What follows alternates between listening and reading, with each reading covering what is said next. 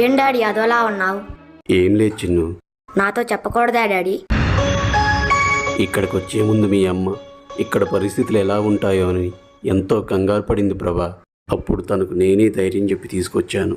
కానీ ఇప్పుడు ఇక్కడికి వచ్చాక తనే నాకు ధైర్యం చెప్తుంది.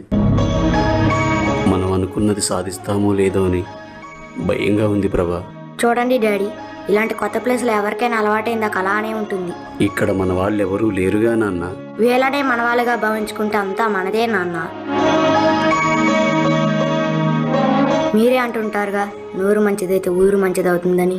ఏం పర్వాలేదు, మనం రోజుకి 2 సార్లు బ్రిడ్జ్ చేసుకుందాం.